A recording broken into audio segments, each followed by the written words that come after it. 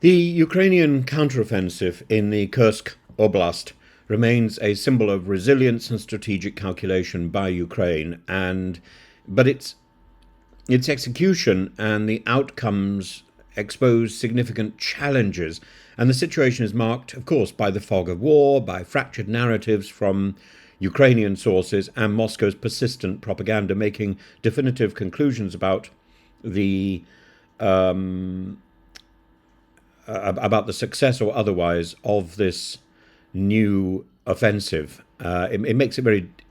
The information is elusive. Since August 2024, Ukraine has maintained a precarious bridgehead into the Kursk Oblast, moving into villages that were at one point, of course, Ukrainian speaking, and where many elderly people in the area still speak Ukrainian, and the suddenness and the brilliance of the offensive defied Russian predictions of quick eradication, and the offensive underscores Ukraine's adept skill in operational security and electronic warfare using drones, as noted by, for example, the retired General Ben Hodges. And the offensive began with the capture of a few villages yesterday or the day before, demonstrating Ukraine's tactical gains. But Russia has swiftly reclaimed several of these areas, stalling the Ukrainian push. And Russian forces have advanced to within 10 kilometers of cutting off Ukrainian logistical lines in northern Kursk. And this places Ukraine in a strategic dilemma to withdraw and cede territory or to hold positions at the risk of being encircled and trapped.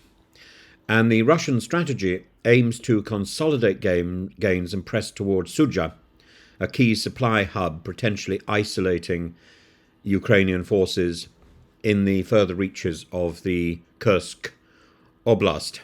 Ukraine faces structural limitations in mobilizing its infantry. Despite successes in deploying drones and electronic warfare systems, the shortage of manpower hampers sustained offensive, and Russian losses, while significant, are being mitigated through a focus on mobilization and decentralized adaptations, including civilian and improvised vehicles. There's a lot of chatter about Russians being carried to the front in cars and not wearing uniforms, and hiding behind journalists and this sort of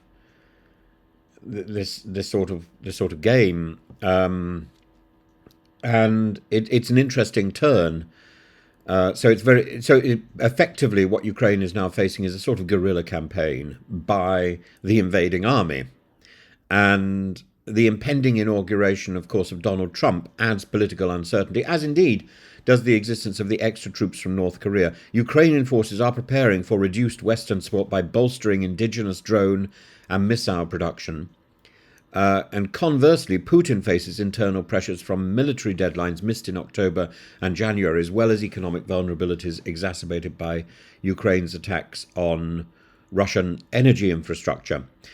The recent Russian advances south of Kursk have negated a lot of Ukrainian territorial gains, with forces capturing key positions near Berdin and Novka.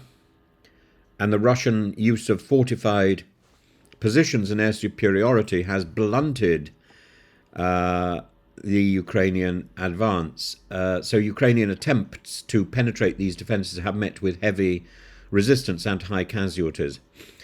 Ukraine, however, has leveraged gaps in the Russian and North Korean defensive lines to achieve local breakthroughs, albeit with limited strategic impact.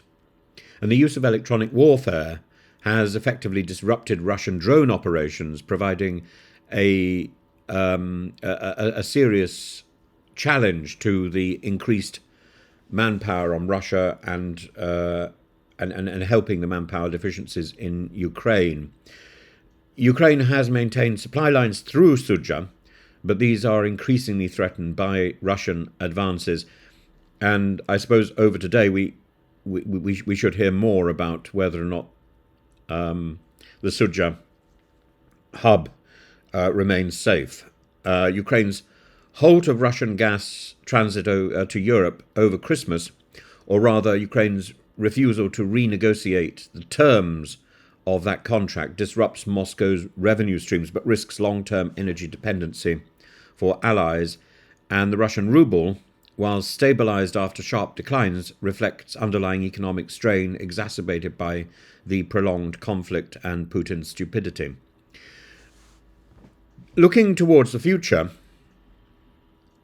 I suppose there is a possibility of a prolonged attritional warfare. Trump has revised his promise to end the war in one day. He's now said it's going to take 6 months.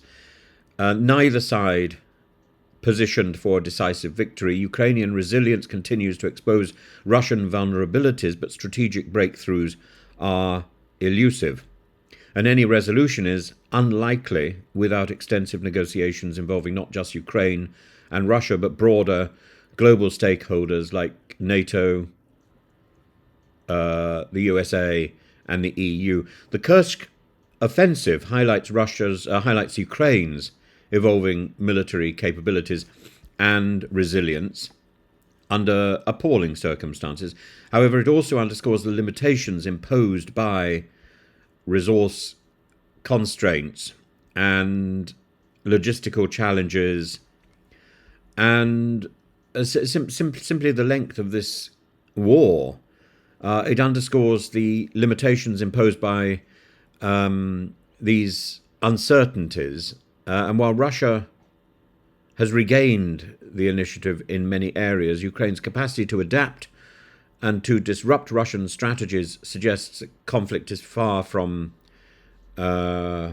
presenting a clear resolution, and certainly far from resolving in Russia's favour, no matter what various propaganda channels claim.